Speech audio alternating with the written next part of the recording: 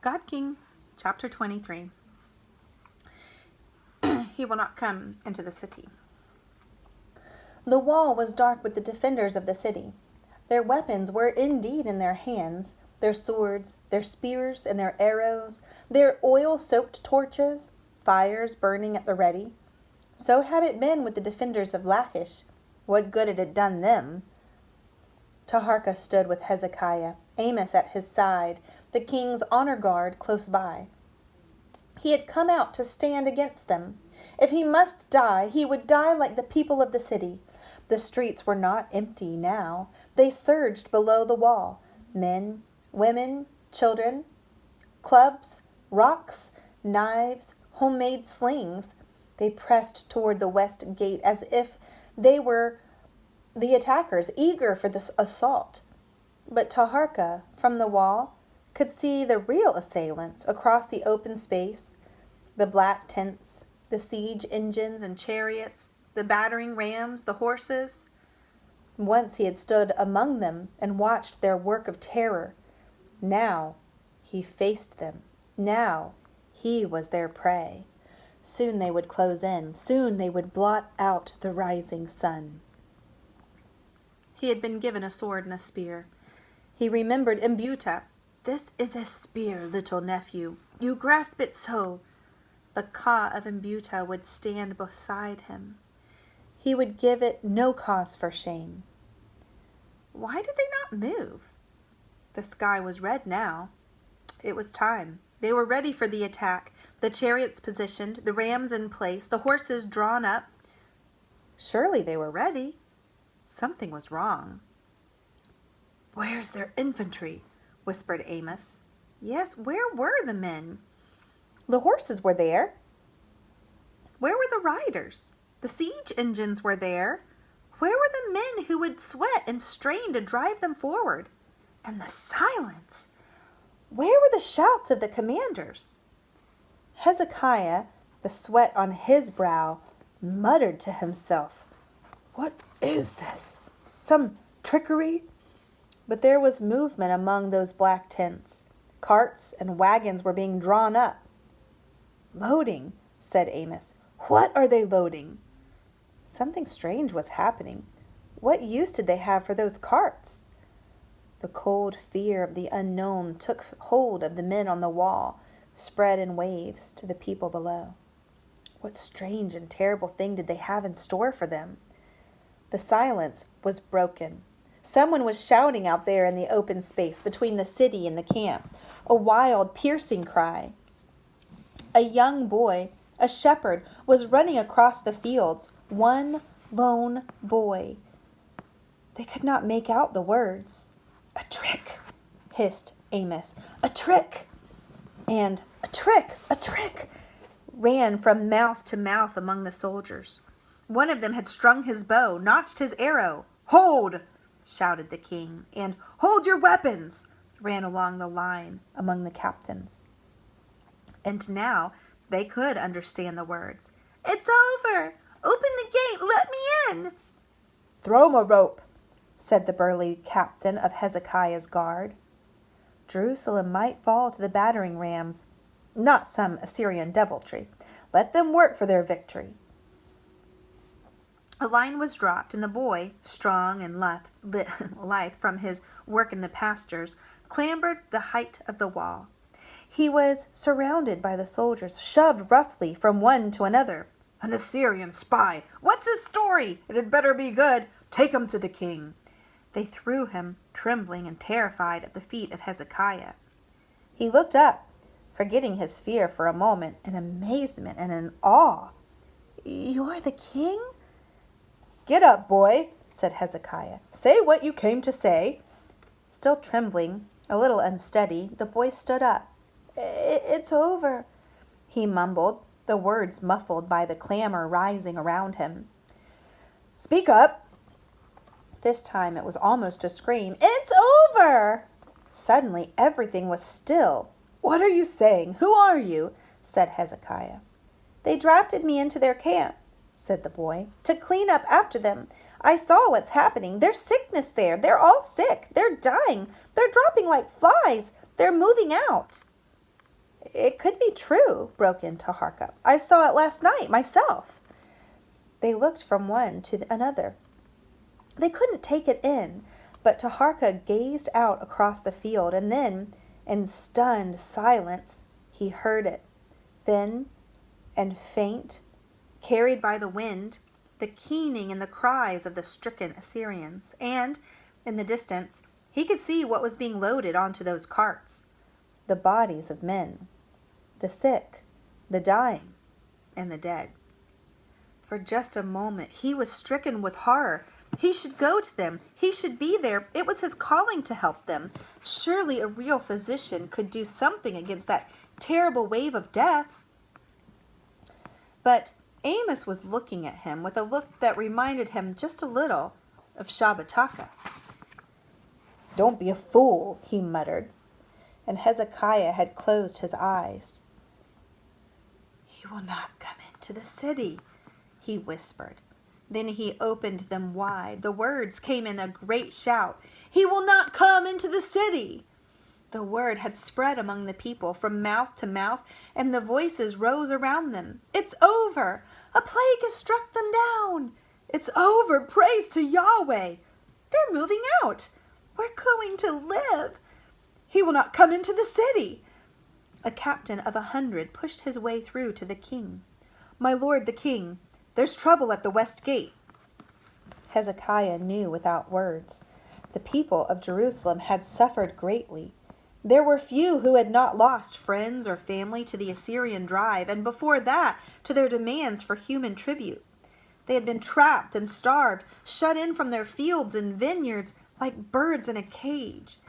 They wanted revenge. They were burning for revenge, as if swept by a great fire. Hold them back, said Hezekiah. I don't know if we can. They're trying to break through. They're tearing out doorposts for rams. I'll go to them, said Hezekiah. They won't turn against me now. This is the Lord's work, not ours. And, gathering his cloak around him, he laughed softly. It was over. They had loaded their dead and their dying onto their carts and wagons and moved out. They were gone. The echoes of the moans and the cries were still.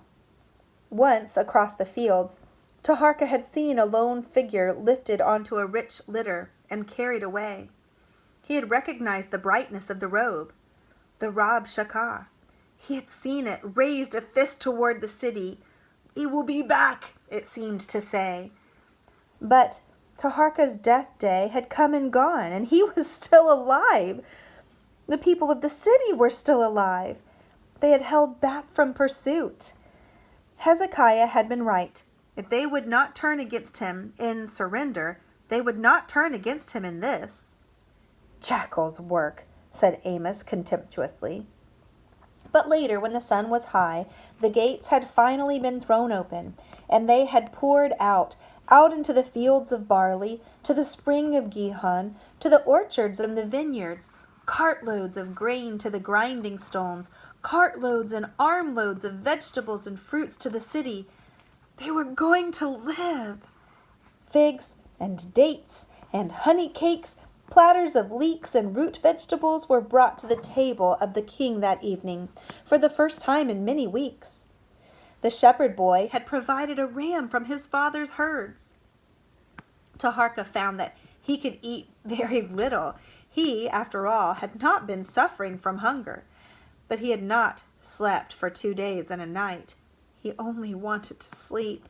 And later, as the sun went down, he wandered outside his chamber to the roof of the house of the king. Down there, in the streets, he could hear the voices. Not far off, there was music. People were dancing. If he could have joined them, if he could have moved that far, he would have gone down and joined them. The last thing he thought before he fell asleep was, I'm going to live. Sleep wrapped him like a dark cloak. And then, suddenly, he was wide awake. It was not morning. The moon was high in the sky. Something had startled him out of that darkness. His eyes wide, his muscles tense, his hand already feeling for the short sword that still hung at his side. Someone was on the roof. A man. He was leaning over, coiling the rope he must have used to scale the wall of the king's house. An assassin, thought Taharka, not quite believing it. From where? Sent by whom? And who was his target? Silent as a cat, Taharka inched his way into the darkness behind a corner of the wall. The sword was in his hand now. The man straightened, the rope slung over his shoulder. He shook his head as if confused and looked around him, unsure of what to do next. Then, hesitating a little, he made his way toward the entrance that led to Taharka's chamber. Taharka was behind him. The point of the sword was at his back. "Don't move," he said. The man froze, still as death. For some reason, Taharka did not call out for a guard. "Now," he said, "turn around, slowly." Very slowly, the man obeyed. And then, to Taharka's amazement, he shielded his eyes with his hands and fell to his knees. But not before Taharka had seen his face. He was not a man of the city.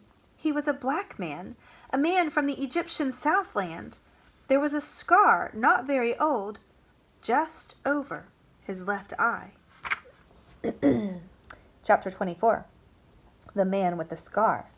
I've been wondering about him the whole book. I can't wait to find out who this is. "Get up," said Taharka. The man rose to his feet, but still shielded his eyes.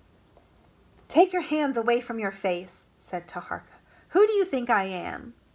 "I know who you are, great God," said the man. "Ammon, forgive me. I have seen your face many times. It was necessary."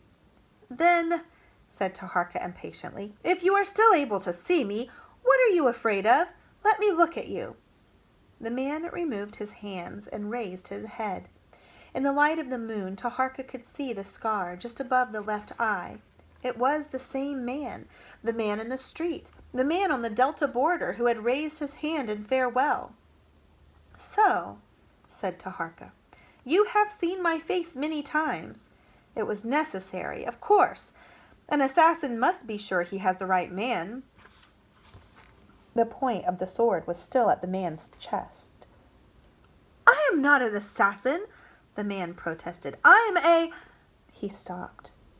"A what?" said Taharka, glancing at the coiled rope. "A cat burglar." "A cat burglar?" "Shepneset, far away on the roof of the other great house in Thebes. He says he was a cat burglar." "Who are you? What's your name?" "I am Kefmos," said the man, adding proudly, "Kefmos the cat. I guard the Holy of Holies in the temple at Thebes. That is," he added, "I did." "Come," said Taharka. He prodded the man toward the entryway and, following, sheathed his sword. "Sit," he said as they entered the chamber. The lamp was burning. He had brought some dates from the table of the king. "Eat if you're hungry," he said. He was. And as he helped himself to the fruit, Taharka settled himself on the cushions. "Why?" he said. "You've been following me all along, in Thebes, to the Delta, across the desert. How did you manage that? Why?" "She told me to," said the man called Kefmos through a mouthful of dates. "She? The lady, the priestess." Shepneset. Taharka felt as if someone had struck him a blow in the chest, as if Shepneset herself had appeared in the little chamber. "What she tells me to do, I do," said Kefmos. "She saved my life once when they would have had me beaten, and I fought back. She got me the job in the temple. She said she might have use for me later, and she did." And as Taharka listened, humbled and shamed by his old doubts of the girl who loved him, Kefmos told him the story. He had indeed been a cat burglar as a boy, the highest rank in the profession, working for a gang boss, the master of a band of child thieves.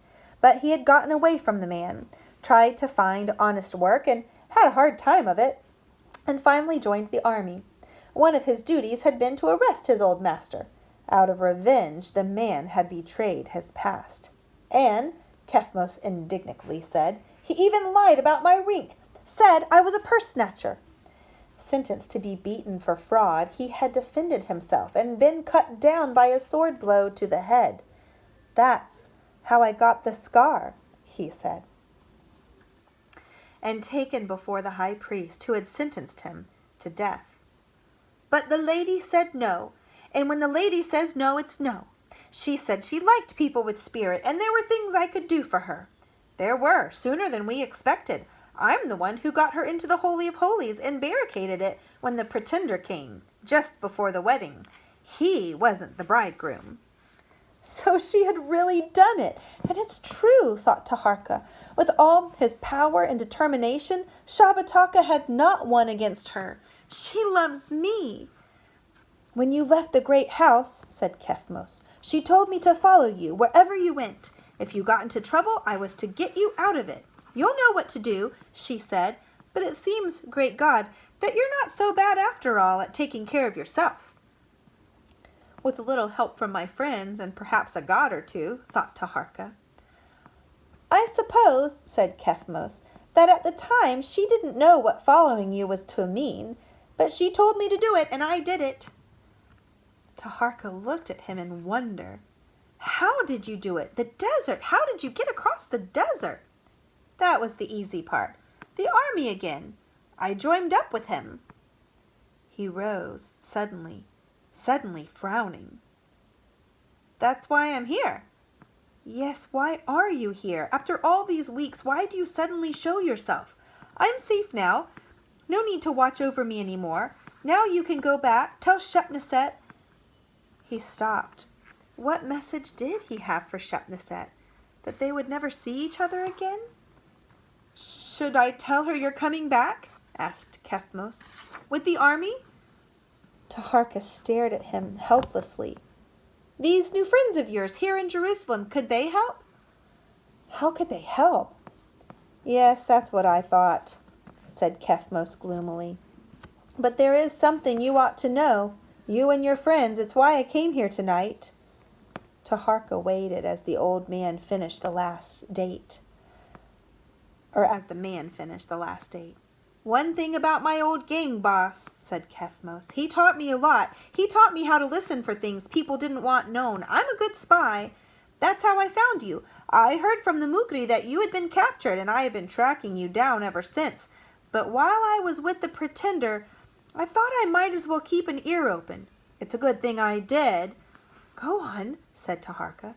This king of Judah, said Kefmos, he thinks he's safe now, but he's not.